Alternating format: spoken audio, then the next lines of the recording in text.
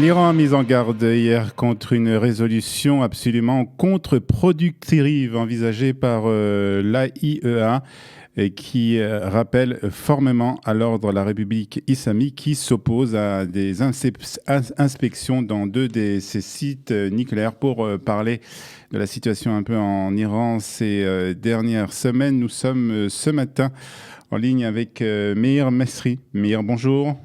Bonjour. Vous êtes docteur en géopolitique et maître de conférences à l'Université hébraïque de Jérusalem.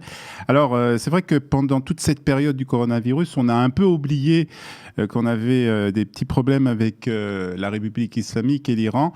De son côté, ce pays continue en fait ses efforts à la course donc à l'arme islamique. Alors, d'abord, est-ce qu'on peut faire un point un peu sur la situation, Amir?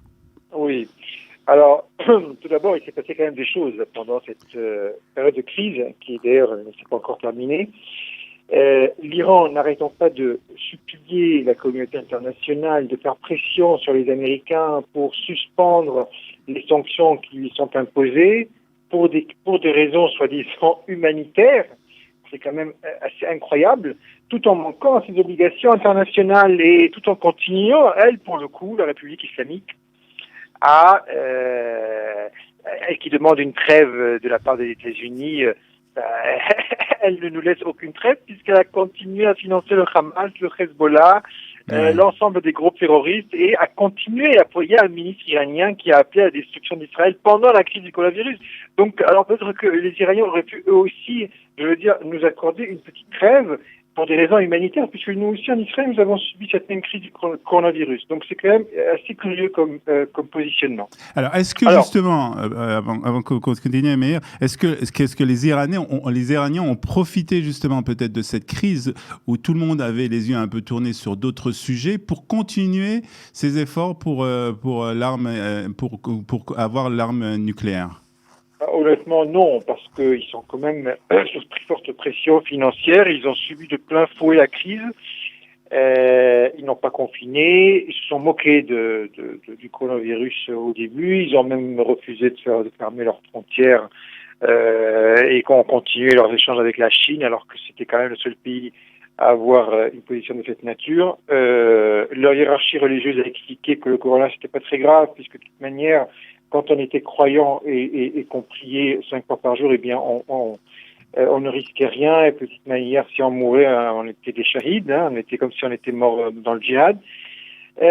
Donc, alors, et puis après, ils se sont réveillés, ils ont commencé à faire des demandes tout aussi contradictoires l'une que l'autre. Donc, non, je ne pense pas. Je pense qu'il y a eu cette continuité dans la position de l'Iran, ce qui consiste à se moquer complètement de la vie humaine, que ce soit de la vie des autres, mais aussi celle de leurs propres citoyens. Et pour ce qui concerne donc nos affaires, et bien là aussi, on voit qu'il y a une continuité. Alors, il n'y a pas eu de changement dans la position iranienne, mis à part cette demande incessante de suspension des sanctions.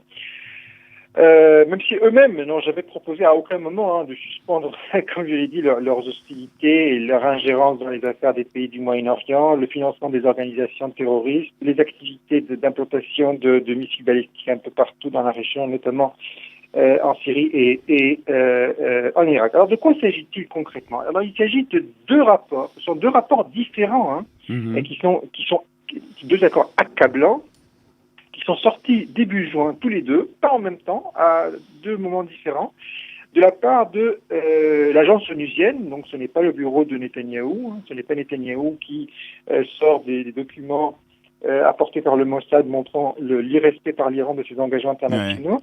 C'est l'agence, l'AIEA, l'Agence internationale pour l'énergie atomique, qui est une agence onusienne, indépendante, et il y a deux choses. Donc premièrement, l'Iran, la République islamique d'Iran, le régime iranien, aurait, selon le premier rapport, caché deux sites où il y avait des activités nucléaires non déclarées au début des années 2000. Alors donc là, si vous voulez, on ne parle pas de violation du fameux accord de Vienne de 2015, puisque c'était bien avant, hein, donc on ne peut pas dire qu'ils n'ont pas respecté ça, mais c'était plutôt une violation des engagements de l'Iran vis-à-vis de l'Agence internationale pour l'énergie atomique, puisque l'Iran avait une activité nucléaire civile, c'est ce qui est en tout cas déclaré. Donc, mais ce sont deux sites qui existaient déjà en 2000 et qui n'étaient pas connus en fait des services de l'agence internationale. Absolument. Alors, il y a toujours l'Iran a toujours l'occasion aujourd'hui de se repentir en justifiant justement sa position et en ouvrant les sites aux inspecteurs de la IEA, puisque ces sites existent encore aujourd'hui. Et le régime iranien a refusé, elle disait que non, on refusait la visite des inspections. Alors, on ne sait pas pourquoi d'ailleurs, parce que s'ils en veulent aux Américains pour le retrait de l'accord de Vienne, ils sont toujours dans l'accord, ils ne sont pas sortis de l'accord de Vienne de 2015. Il y a les Européens, il y a la Russie, la Chine. Mais deuxièmement, ce rapport, il provient de l'Agence internationale pour l'énergie atomique, pas du tout des Américains. Donc, il n'y a aucune raison pour refuser les inspections. C'est une position qui est, pour faire court, assez louche, en fait. Bon. Alors, il y a un deuxième rapport. C'est le premier rapport. Le second rapport, meilleur. Le second rapport, parce que ce sont quand même des choses assez variées, hein. Le second rapport, bien, tout simplement, souligne le manquement du régime iranien à ses obligations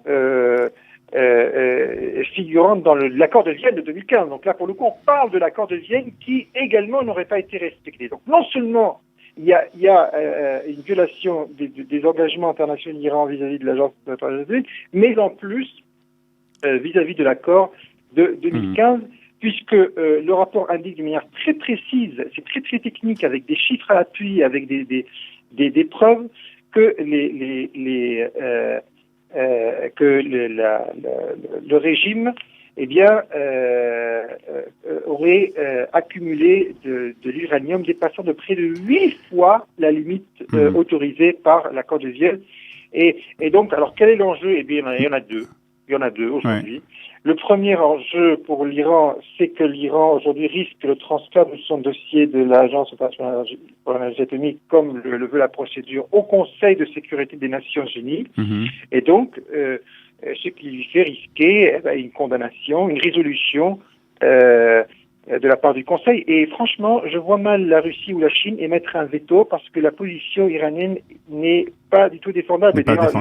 Les Russes et les Chinois n'ont pas dit mot. Ouais. Et la deuxième chose que risquent les Iraniens, c'est que l'accord de Vienne, puisque l'accord de Vienne a été complètement violé, hein, on est bien d'accord, alors, les Européens n'ont pas encore levé les sanctions. Vous savez, les sanctions sont en train d'être levées progressivement. Eh bien, ce que risque la République islamique, c'est que cette levée progressive des sanctions soit stoppée.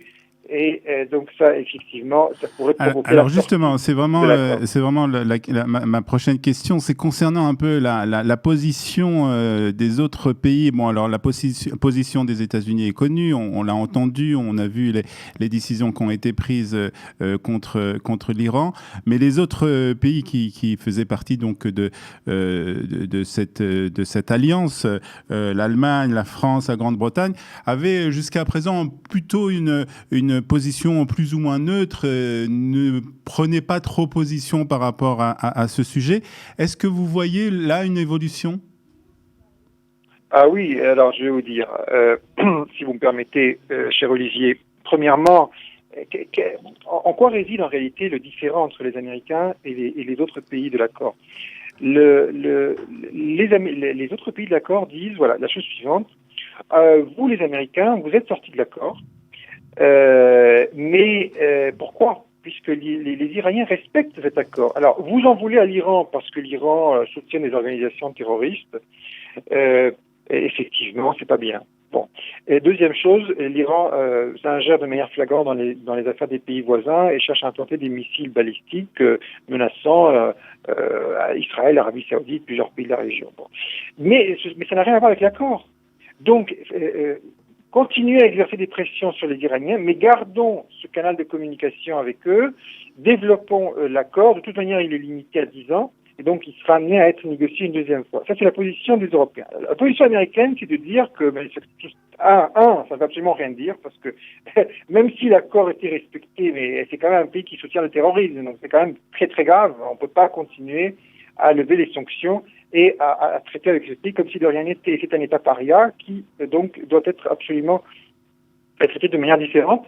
Et puis deuxièmement, l'accord en soi n'est pas respecté. Et ça, les Américains l'ont dit dès le départ, et aussi munis de preuves fournies par Israël, et c'est tellement la position israélienne, accusée d'être politisée par la communauté internationale, pas neutre, etc., impartiale. Et là, si vous voulez, la nouveauté, c'est que nous avons des informations qui proviennent d'une agence onusienne qui vient acculer l'Iran, acculer le régime iranien, encore une fois, puisque l'Iran, je veux dire, les pauvres Iraniens, ils sont aussi victimes que nous des manœuvres de ce régime. Et donc, ça vient modifier complètement la donne. Et puis enfin, même avant l'apparition de ce rapport, les Iraniens n'ont pas respecté plusieurs de leurs engagements figurant dans l'accord de Vienne. Et là encore, ce sont des questions techniques qui seraient dommage d'aborder comme ça, mais... Donc il pourrait avoir des changements quand même d'une certaine manière de ces pays concernant l'Iran et concernant leur position. Bien sûr, et puis alors... ils ont commencé à dire oui, mais parce que les Américains sont retirés de l'accord, donc on n'est pas censé le réaliser, ce qui est complètement faux, parce que les Américains sont pas été un acteur de l'accord.